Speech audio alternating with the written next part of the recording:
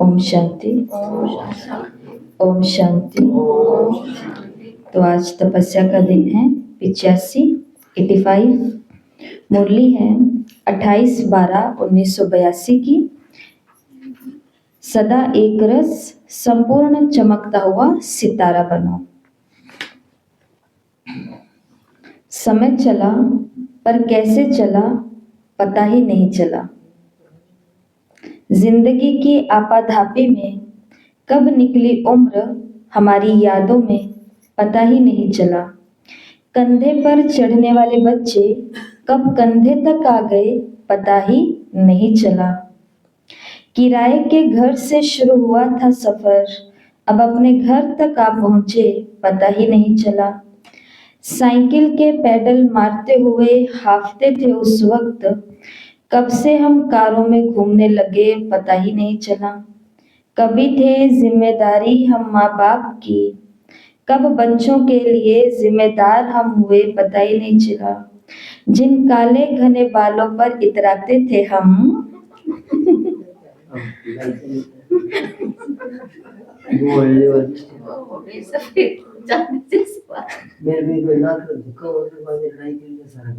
शादी में जाना है भैया, अच्छे थोड़ा लगता है।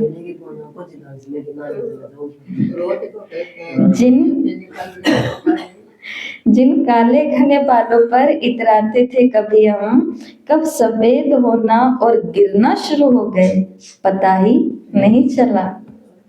दर दर भटकते थे नौकरी के खातिर, कब रिटायर होने का समय आ गया पता ही नहीं चला। समय चला पर कैसे चला पता ही नहीं चला।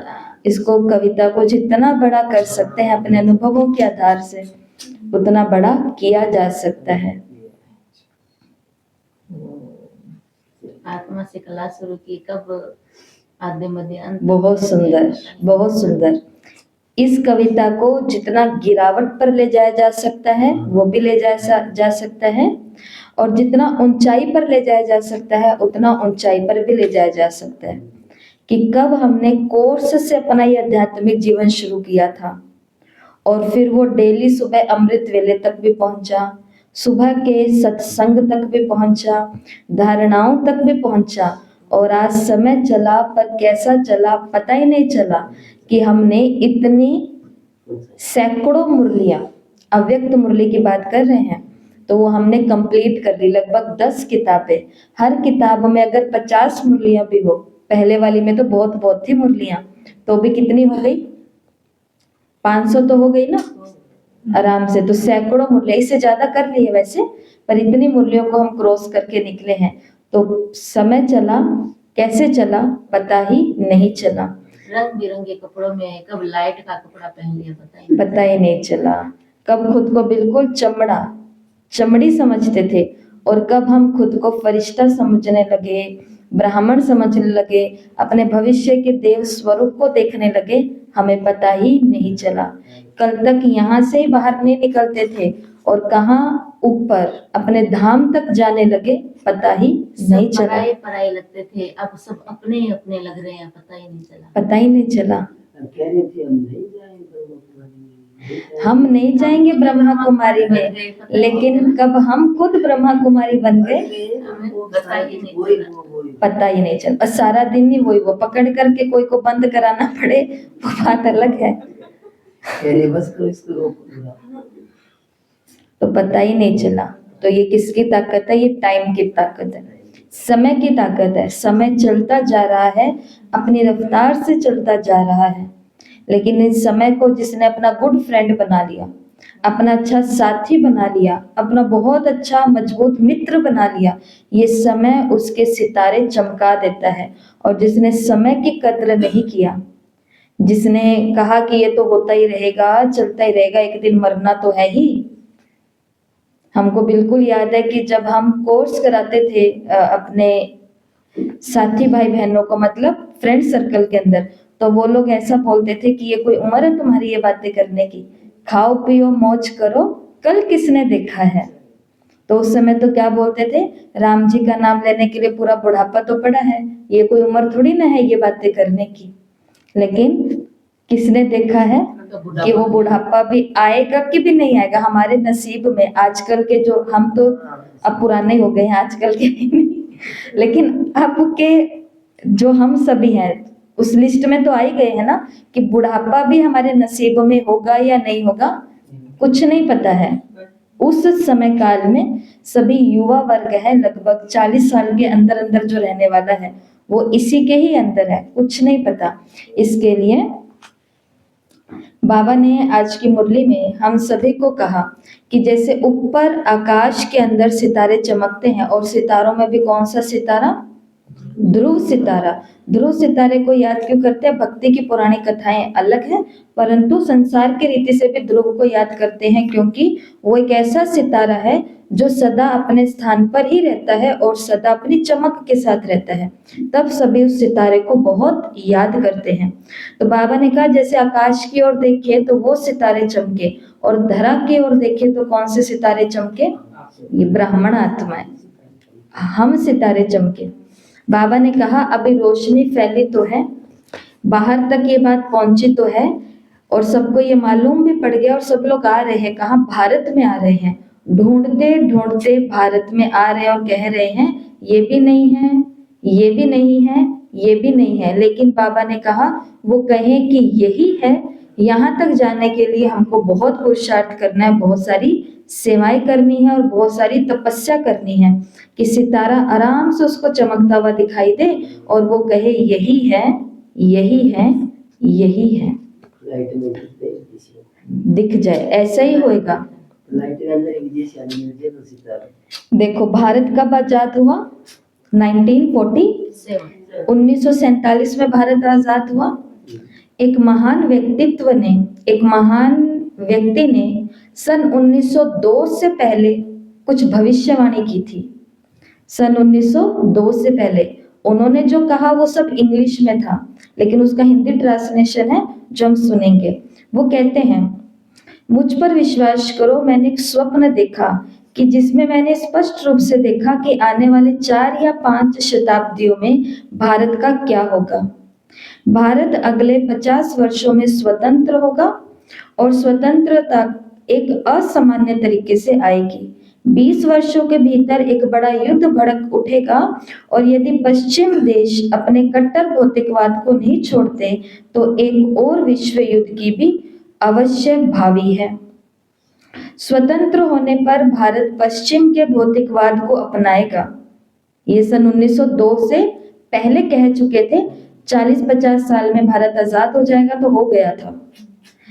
फिर उन्होंने कहा कि एक युद्ध होगा तो युद्ध भी हो गया था। फिर उन्होंने बोला कि अगर विदेशियों की भौतिकवाद ऐसी रही तो एक और युद्ध होने की पूरी पूरी आशा है, संभावना है। उसकी भी तैयारियां हो रही है। तृतीय विश्व युद्ध, लास्ट विश्व युद्ध होगा। उन्होंने ये भी भविष्यवाणी कर दी कि स्वतंत्र होने के बाद भारत वाले जो है वो कौन सी सभ्यता को धारण करेंगे? पश्चिमी को, वेस्टर्न कल्चर को प्रभावित होंगे, अपनाएंगे, और ऐसी भौतिक समृद्धि को प्राप्त करेगा कि वो इस क्षेत्र में अपने पिछले सारे रिकॉर्ड्स को तोड़ देगा। चाहे वो अंतरिक्ष में जाना हो, चाहे वो खेल कूद हो, चाहे वो बिजनेस हो, उद्योग हो, कुछ भी हो, वो अपने रिकॉर्ड को तोड़ेगा। अमेरिका जैसे देश अधिकाधिक आध्यात्मिक बनेंगे, अमेरिका जैसे भौतिकवाद जो देश होंगे, तब उन्होंने कहा था कि ये क्या बन जाएंगे? आध्यात्मिक बनेंगे, क्योंकि वे भौतिक समृद्धि के शिखर से ये सरल सत्य समझेंगे कि स्थूल भौतिकवाद शाश्वत शांति नहीं दे सकता। वो इतनी भौतिकता पर पहुंच चुके हैं ना आज कि उनको ये बात समझ में आ गई बहुत आसानी से कि भौतिकता हमें सदा काल की शांति नहीं दे सकती। पैसा, समृद्धि और भी बहुत सारी चीजें, संसाधन, ये हमें समृद्धि नहीं दे सकती, इसलिए ऑटोमेटिक। और आज हम उस समय में बैठे हैं कि सारे विदेशी वो भारत की ओर आकर्षित हो रहे हैं, और भारत वालों ने बिल्कुल उनको उस संस्कार, सभ्यता को, कल्चर को पकड़ लिया है। अब ये भविष्यवाणी करने वाले जो महान व्यक्तित्व थे वो थे स्वामी विवेकानंद जी। 1902 से पहले उन्होंने कह दी। किस आधार पर उन्होंने कहा? साधु संत महात्माओं के आगे कोई भी व्यक्ति जाता था तो राजा को देखते ही वो महात्मा जी गुरु जी बता देते थे कि राजन आप ये विचार लेकर के आए हो, परंतु ये विचार छोड़ दो। राजन आप ये विचार लेकर के आए हो, उसके लिए ये काम करो, ये आपका सिद्ध हो जाएगा। ऐसी कौन सी पावर थी जो ऐसी आत्माएं आगे क्या होने वाला है वो देख लेती थी? तो वो कौन सी शक्ति थी आज की मुरली में? वो थी आत्मिक दृष्टि। जितना जो आत्मिक दृष्टि का मतलब समझ जाना, जिस बात को हमने भी समझा इन अव्यक्त मुरलियों की इस तपस्या में, भट्टियों में, कि आत्मा समझने का मतलब चमकती हुई आत्मा समझना नहीं होता। आत्मा समझने का मतलब खुद को शरीर नहीं समझना, ये होता है। आत्मा समझने का मतलब खुद को शरीर नहीं समझना, ये होता है। आत्मा समझने का मतलब केवल मैं सितारा हूँ, मैं बिंदु हूँ, मैं ज्योति हूँ, मैं प्रकाश हूँ, मैं जागती ज्योत हूँ, मैं अखंड हूँ, मैं अविनाशी हूँ, ये तो है ही है, क्योंकि ये तो सभी भगवान ने हमें बताए हैं।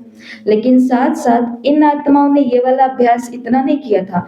इन आत्माओं ने कौन सा अभ्यास किया था? मैं शरीर नहीं हूँ, मतलब मैं एक आदमी तो नहीं हूँ, मैं एक औरत भी नहीं हूँ।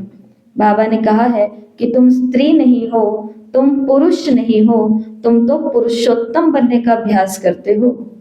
तो मतलब कि मैं कोई भी शरीर नहीं, जब मैं स्त्री नहीं हूँ, जब मैं पुरुष ही नहीं हूँ, तो मैं किसी की माँ कैसे हो सकती हूँ? मैं किसी की नानी कैसे हो सकती हूँ? मैं किसी की बुआ कैसे हो सकती हूँ? मैं किसी की दीदी कैसे हो सकती हूँ? मैं किसी की चाची कैसे हो सकती हूँ? मैं किसी की सास कैसे हो सकती हूँ? मैं किसी की बहू कैसे हो सकती हूँ? मैं कोई टीचर कैसे हो सकती हूँ? मैं कोई डॉक्टर कैसे हो सकती हूँ? मैं कोई बिजनेस वूमेन कैसे हो सकती हूँ, जबकि मैं स्त्री ही नहीं हूँ? तो यहाँ पर मीरा का वाक्य याद आता है ना। मीरा उन रैदास, उन संत के पास जाती है और जाके बोलते मुझे आत्म ज्ञान चाहिए, परमात्म ज्ञान चाहिए। उनका शिष्य आगे खड़ा होता है, वो बोलते हैं कि हमारे गुरुजी बाल ब्रह्मचारी है, वो स्त्री के साथ बात करना तो दूर, उसका चेहरा तक नहीं देखते, तो तुम यहाँ से चली जाओ मीरा। मीरा आगे से क्या बोलती है? देखो, मीरा को आत्म ज्ञान नहीं है, लेकिन मीरा को ये ज्ञान पूरा है कि मैं ये शरीर तो नहीं हूँ। तो मीरा आगे से ये बात बोलते हैं कि अच्छा, इस संसार में कोई और भी पुरुष है क्या?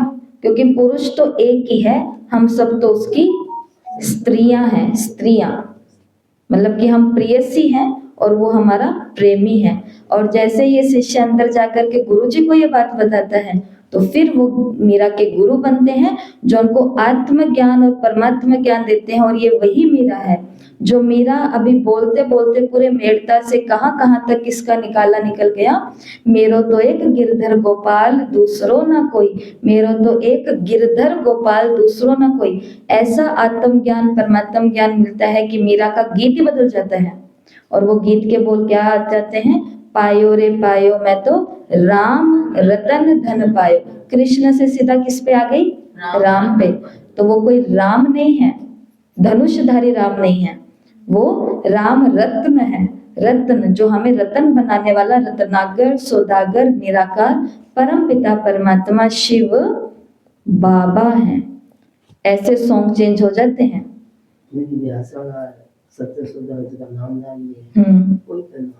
यही तो नाम है। तो ज्ञान में आकर के 2 दिन पहले बाबा की मुरली आई कि ज्ञान की अच्छी धारणा जिनको होगी उनके अंदर से एक डर निकल जाएगा। कौन सा डर? कि मेरे गुरुजी मेरे को श्राप ना दे दें। आजकल मैं ब्रह्मा कुमारियों के पास जाती हूँ। जिसके अंदर ज्ञान की अच्छी धारणा होगी उसके अंदर से ये डर इसलिए निकल जाएगा क्योंकि उसको पता चलेगा, अरे मेरे गुरुजी ने जिनका नाम दिया मैं उनको ही तो याद कर रही हूँ। और सच में अगर आप अपने गुरु के पास जाए ना, पर्सनल मुलाकात करें और आप उनको सच्ची मुच्ची में बताओ, समझाओ कि ये कौन सा गुरु मेरे को मिला है और मैं कैसे उसका नाम लेती हूँ, कैसे याद करती हूँ, तो गुरु भी आपको कहेंगे कि आप तो सही जगह पहुंच गए। गुरु तो अभी कहते हैं, गुरु को पक्का भरोसा है, कोई सोचता नहीं तो सपना में आके कहते हैं, सपने में आके कह देते हैं ये रास्ता सही है। तो बाप दादा सभी बच्चों को देख हर बच्चे के वर्तमान लगन में मगन रहने की स्थिति और भविष्य प्राप्तियों को देख रहे हैं। क्या थे, क्या बने हैं और भविष्य में क्या बनने वाले हैं। हर एक बच्चा विश्व के आगे विशेष आत्मा है, हर एक के मस्तक पर भाग्य का सितारा चमक रहा है। ऐसा ही अभ्यास हो, सदा चमकते हुए सितारे को देखते रहें, इसी प्रैक्टिस को सदा बढ़ाते रहो। ऐसा नेचुरल अभ्यास हो जो शरीर देखते हुए भी ना दिखाई दे, सदा चमकते हुए सितारे की तरफ नजर जाए। जब ऐसी रूहानी नजर सदा नेचुरल हो जाएगी, तब विश्व की नजर आप चमकते हुए धरती के सितारों पर पड़ेगी। विश्व की आत्माएं आपको ढूंढ रही हैं। और हमारी चमक कब बढ़ेगी? जब हम चमकते हुए केवल सितारे को देखने का अभ्यास करेंगे। तो आज से एक अभ्यास शुरू करना है, करना ही चाहिए। जब भी हम किसी से मिलते हैं, किसी को देखते हैं, तो 5-7 बातें अपने दिमाग में रखनी है, हमें बोलनी नहीं है। अपने दिमाग में 5-7 बातें रखनी है, जैसे कि मेरे सामने जो है ये चमकता हुआ सितारा है, तो उसकी चमक टिम टिम टिम दिखाई दे। बातें कर रहे हैं, आज वो आया मेरा तो सब खराब करके चला गया, आज वो आया मेरा तो ये बर्बाद करके चला गया, और हमको क्या दिखाई दे रहा है? टिम टिम चमकता हुआ सितारा दिखाई दे रहा है। दूसरा, डायमंड, सामने वाला क्या दिखाई दे? एक हीरा, डायमंड। तीसरा, सामने वाला क्या दिखाई दे? एक एक्टर, कि ये कौन है? एक एक्टर है, ये भी एक्टिंग कर रहा है मेरे आगे दुखी होने की, रोल है वो अभी उसका, क्योंकि उस आत्मा को दर्द महसूस हुआ है, तो उसका भी ये रोल स्टार्ट हो गया है तकलीफ का। अभी इसकी लॉटरी निकल जाए तो ये आंसू अपने आप ही गायब हो जाएंगे ऑटोमेटिकली। तो ये कौन है? सितारा है, डायमंड है, एक्टर है, अपना रोल प्ले कर रहा है। ये मेरा सदस्य है परिवार का। सामने वाली आत्मा कौन है? मेरे परिवार का सदस्य। और यहाँ पर बात हो रही है कौन सा परिवार? ये मेरा लौकिक परिवार नहीं, ये मेरा ब्राह्मण परिवार नहीं, ये मेरा विश्व का परिवार, क्योंकि विश्व की आत्माएं ढूंढ रही है ना, परम धाम से एक ही बाप की संतान। तो ये मेरे परिवार का सदस्य है। अगला अभ्यास, ये मेरा भाई है, आत्मा मेरा क्या है? भाई है। अगला अभ्यास कि ये फरिश्ता है। अगला अभ्यास, ये बाबा का विशेष बच्चा है। जब हम सामने वाले को इस दृष्टि से देखते हैं, तो ऑटोमेटिक ही उस तक हमारे संकल्प जाते हैं, और उसके जो भाव उठ रहे हैं ना, बहुत ज्यादा भौतिकता के, बहुत ज्यादा देह के, बहुत ज्यादा गुस्से के, बहुत ज्यादा खींचातानी के, वो अपने आप ठंडे हो जाते हैं। लेकिन उसके लिए हमें कौन सी प्रैक्टिस चाहिए? सितारा है, डायमंड है, एक्टर है, मेरे परिवार का ही सदस्य है, आत्मा भाई है, फरिश्ता है, वेरी गुड। और लास्ट में था मेरे बाबा का बच्चा है। ये कौन है? मेरे तो बाबा का बच्चा है। तो बाबा ने कहा जब ऐसी चमक आपके अंदर आएगी ना, तो ऑटोमेटिक ही आप इस संसार में चमकते हुए सितारे दिखोगे, और विश्व की आत्माएं आपको ढूंढ रही हैं। कोई शक्ति का कार्य, उनको ये तो महसूस हो रहा है कि कोई शक्ति है जो कार्य तो कर रही है। ऐसी टचिंग अब आने लगी है, लेकिन कहाँ है और कौन है ये ढूंढते हुए जा नहीं सकते। भारत द्वारा आध्यात्मिक लाइट मिलेगी। भारत ही होगा वो, भारत होगा नहीं, भारत है। आज भारत ही है जो सबको, भारत के पास 2-3 चीजें हैं जो केवल भारत की है, जिससे सारा संसार लेता है। कर्मों का सिद्धांत भारत का है, पुनर्जन्म का सिद्धांत भारत का है, और मसालों का सिद्धांत भी भारत का है, ये भारत के पास है। और ऐसे बहुत सारी साइंस की चीजें हैं जो यहाँ से स्टार्ट हुई, और उसके अंदर भी जैसे गणित, दशमलव, शून्य, ये सब कुछ भारत से आया। और ऐसे करते करते आध्यात्मिकता भी कहाँ पर है? ये जो तीर्थ और ये जो गुरु, ये जो आश्रम, ये जो नदियाँ, ये सब ज्ञान उपदेश, सब शास्त्र कहाँ है? भारत में है। तो बाबा ने कहा ये लाइट अभी चारों ओर धीरे धीरे स्पष्ट होती जा रही है, और इसके कारण चारों तरफ से नजर हट करके भारत की तरफ सबकी नजर हो गई है। लेकिन भारत में भी किस तरफ, कौन है जो इस आध्यात्मिक लाइट के निमित्त है? तो बाबा ने कहा क्योंकि अनेक आध्यात्मिक आत्माएं कहलाने वाली भारत में है ना, आखिर इसमें भी धर्मात्मा कौन है और परमात्मा कौन है? ये भी नहीं है, ये भी नहीं है, इसी सोच में अभी लगे हुए हैं। यही है, इस फैसले तक अभी पहुंचे नहीं हैं। ऐसी भटकती हुई आत्माओं को सही निशाना, सही ठिकाना दिखाने वाले कौन है? कैसे दिखाएंगे निशाना और ठिकाना? ऐसे हाथ में ऐसे तो नहीं करेंगे मैं हूँ, ये मैं हूँ, मैं हूँ, नहीं। यहाँ से अपनी लाइट होगी, वो आत्माओं को खींच करके लेकर के आएगी। अंग्रेजी ट्रम्प ने बोला है कि इंडियन का सबका दिमाग है जो सारे अमेरिका में लैंग्वेज का इंडियंस ना इंडियन थे। अभी तो वो कितने साल हो गए? दिमाग में क्या है इंडियन वाले? हमारे साइंटिस्ट मोटी मोटी पोस्ट पे अपने वाले हैं, सब अपने। इनका एचआर वीजा बंद करो, ये क्या पढ़ाई कर रहे हैं, क्या कर रहे हैं, वो प्रैक्टिस करो। वो प्रैक्टिस करो। तो बाबा ने कहा कि सदा के लिए ऐसी स्थिति बनाओ जो चमकते हुए सितारे दिखें, दूर से आपकी चमकती हुई लाइट दिखाई दे।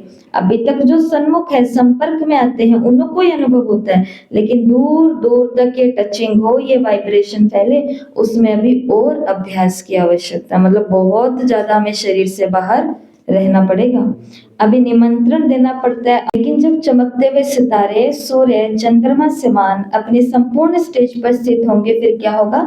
जैसे स्थूल रोशनी के ऊपर परवाने स्वतः ही आते हैं, क्षमा बुलाने नहीं जाती है, लेकिन प्यासे परवाने कहाँ से भी पहुंच जाते हैं। ऐसे आप चमकते हुए सितारों पर भटकती हुई आत्माएं, ढूंढने वाली आत्माएं स्वतः ही पाने के लिए, आपसे मिलने के लिए फास्ट गति से आएंगे और आप सेकंड में बाप द्वारा मुक्ति, जीवन मुक्ति का अधिकार दिलाने की तीव्र गति से आपको सेवा करनी पड़ेगी।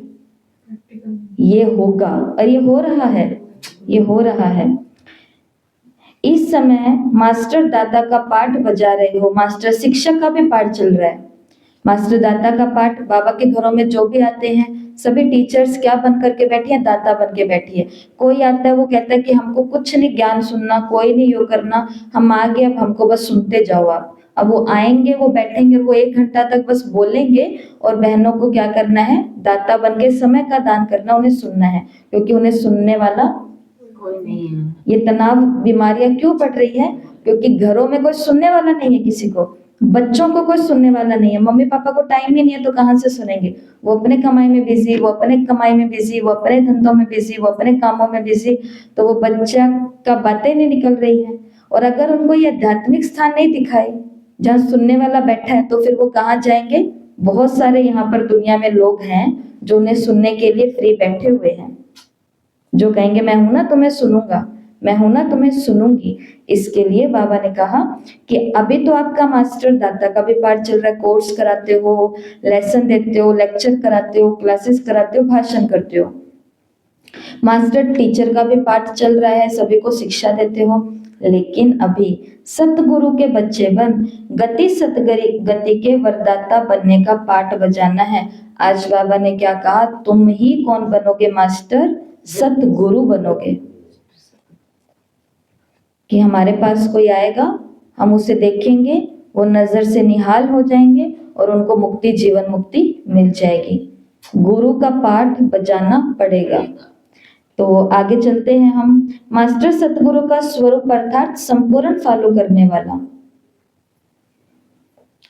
मास्टर सतगुरु भी नजर से निहाल करने वाले होंगे। तो मत दी और गति हुई, इसलिए तो गुरु मंत्र प्रसिद्ध है। मंत्र का मतलब होता है जो मन को त्राण दे, एक नई ऊर्जा दे। वो आएंगे, सुनेंगे, हम उनको बताएंगे आज से आपको ये नहीं ये करना है, ये नहीं ये करना, वो कहेंगे ओके। हम कहेंगे कल से कर लेना, कोई बात नहीं, वो कहेंगे कल से क्यों, हम अभी से करेंगे, आज से करेंगे, इसी वक्त से करेंगे। हमने किसी को बोला कि आपको ये करना, आप एक बारी भोजन को सात्विक कर लो, ये खाना छोड़ दो, कोई बात नहीं, धीरे धीरे घर वालों को मनाओ, समझाओ, धीरे धीरे करो। वो कहते धीरे धीरे क्या करना दीदी, अब भी कर दिया, यहीं पर ही छोड़ दिया। ऐसी आत्माएं अब आ रही हैं, बहुत फास्ट जा रही है। मैं आपको ज्यादा स्पष्टीकरण नहीं दे सकती, मैं बस इतना ही कह सकती हूँ कि हम पहले वाले कहीं अलबेलेपन में रह जाएं, कोई अहम और वहम में ना रह जाएं कि हमारे बिना ये नहीं होगा, हम ही हैं करता धरता, हम ही हैं, हम तो बन नहीं गए, हमें तो बाबा मिल ही गया। आने वाले आते ही वो काम कर रहे हैं जो काम करने में हमें 5 साल लगे थे। मुरलियां उनको समझ आ रही है, पढ़ाइयाँ वो कर रहे हैं, दान पुण्य में भी वो आगे, सेवा में भी वो आगे, हर एक चीज में, त्याग में भी, धारणाओं में भी। तो बाबा ने कहा आप क्या दो सभी को? गुरु मंत्र दो। ऐसी शक्तिशाली स्थिति को अपनाओ कि सभी को क्या मिल जाए? ठिकाना मिल जाए, ठिकाना मिल जाए। क्योंकि आत्माओं को ठिकाना नहीं है, वो दर बदर भटक रही है, कभी इस तीर्थ पर जा रही है, कभी इस गुरु के पास, कभी इस मंदिर में, कभी इस फ्रेंड के पास, कभी इस सर्कल के पास, कभी इस किटी पार्टी का हिस्सा, कभी इस लाफ्टर क्लब का हिस्सा, लेकिन सदा काल का ठिकाना नहीं मिल रहा। और जो भगवान के बच्चे बन जाते हैं उनका तो लाफ्टर क्लब भी यही है, किटी पार्टी भी यही है, एक्टिविटी करते रहो और खुशी से एंजॉय करते रहो। एक्सरसाइज सेंटर भी यही है। एक बहन का कमेंट आया, आपकी एक्सरसाइज यूट्यूब पर डाली है और उसके अंदर लिखा है अव्यक्त मुरली की पूर्व तैयारी करते हुए, वे अपने शरीर को खोल रहे हैं अव्यक्त मुरली के लिए। तो आगे से किसी ने लिख करके भेजा है कि वेरी नाइस दीदी, क्योंकि अव्यक्त पढ़ाई के साथ साथ शरीर का अच्छा होना भी जरूरी है। तो ऐसे सेवाएं भी होती रहती है बीच बीच में। तो सब कुछ तो हमें यहाँ मिल रहा है, तो अब हमें भी औरों को क्या देना है? ऐसा ठिकाना देना है ना। ऐसी ये मुरली रही है। तो आज की मुरली से कुछ 2-3 काम है जो हम सभी को करने हैं। पहला, मुरली पढ़ते समय थोड़ा रुके, खुद को बाबा के साथ बैठे हुए कल्पना करें, ऐसा महसूस करें कि शिक्षाएं आप बाबा की उपस्थिति में सीधे प्राप्त कर रहे हैं। इसे हम कहेंगे बाबा के साथ कल्पना करना। तो आज दिन में कोई भी समय निकाल के, टेस्ट से पहले मुरली तो पढ़ते ही है ना कभी ना कभी एक बारी, तो पूरी मुरली तो हमें पढ़नी होती है। तो आज की मुरली के लिए आप आधे घंटे का समय निकालोगे या चलो 10 मिनट का भी समय निकाल लेना, लेकिन ये कल्पना करना कि ये मुरली बाबा खुद आपके सामने बैठे हैं, बाबा के हाथ में ये मुरली की किताब है और बाबा खुद ही अपनी ही बातों को खुद ही पढ़ करके मेरे को सुना रहे हैं। बाबा कह रहे हैं कि बाप दादा सभी बच्चों को देख रहे हैं कि वर्तमान लगन में मगन रहने की स्थिति और भविष्य को देख करके बाबा हर्षित हो रहे हैं। और मैं ये बातें किससे सुन रहा हूँ? खुद स्वयं बाबा से मैं सुन रहा हूँ, बाबा के आगे बैठ के। और सुनते सुनते बाबा कुछ भी बताएंगे ना, बाबा कहेंगे कि आपको संसार की आत्मा ढूंढ रही है, तो वहां पर बाबा को रोक देना, टोक देना। बाबा को कहना बाबा पर मेरे को कौन ढूंढेगा? घर वालों को भी मालूम नहीं है कि मैं भी कोई प्राणी हूँ, सेंटर वालों को भी मालूम नहीं है कि मैं भी कुछ हूँ, वो भी मुझे कुछ नहीं समझते हैं, मोहल्ले वाले भी मुझे कुछ नहीं समझते बाबा, ये कोई भी तो मुझे कुछ समझते नहीं, और आप कह रहे हो संसार मुझे ढूंढ रहा है, ऐसे कैसे बाबा? और फिर अगले लाइन में आना तो बाबा बताएगा ऐसे कैसे। इसको बोलते हैं भगवान का फ्लो तोड़ने की कोशिश करना, लेकिन फिर भी उसका फ्लो टूटता नहीं है, वो सदा अपने फ्लो में ही रहता है। तो इसे कहते हैं बाबा के साथ मुरली की कल्पना करना। क्या ये करेंगे आज सभी? और इसका अनुभव भी बताना कल कि कैसा हुआ। आज का दूसरा काम है और वो है एक ऑब्जर्वर बनना है। कैसा ऑब्जर्वर? डिटैच, परिस्थितियों को देखना पूरा दिन। ये बात घर में चल रही है, ये बात बाहर चल रही है, ये बात मेरे लिए चल रही है।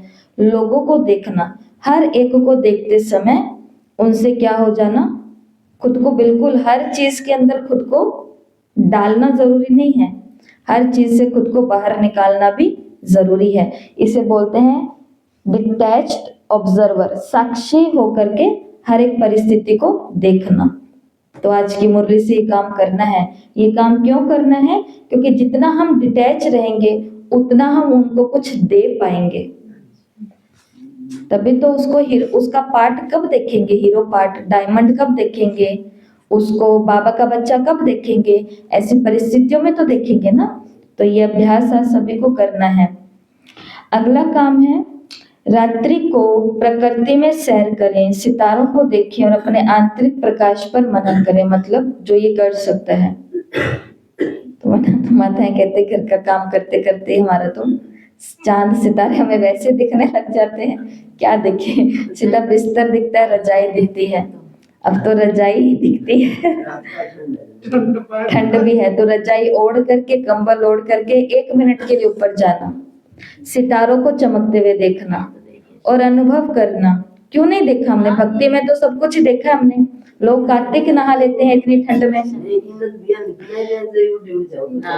तो रात्रि में जाना है प्रकृति में, आकाश के अंदर देखना है चमकते हुए सितारों को और बाबा का याद करना है। वो वाक्य है जो बाबा ने कहा, जैसे ये सितारे आसमान में चमक रहे हैं ऐसे तुम धरती पर चमकने वाले सितारे हो।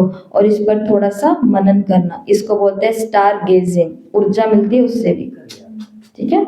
और आज का लास्ट होमवर्क है मुरली पर मनन अभ्यास। जैसे मुरली में बहुत सारे शब्द आए हैं। मुरली में शब्द आया महसूस था, मुरली में शब्द आया समृद्धि, मुरली में शब्द आया है अनुभव, मुरली में शब्द आया एक रस, शक्ति, धैर्य, समर्पण, गुरु, मंत्र।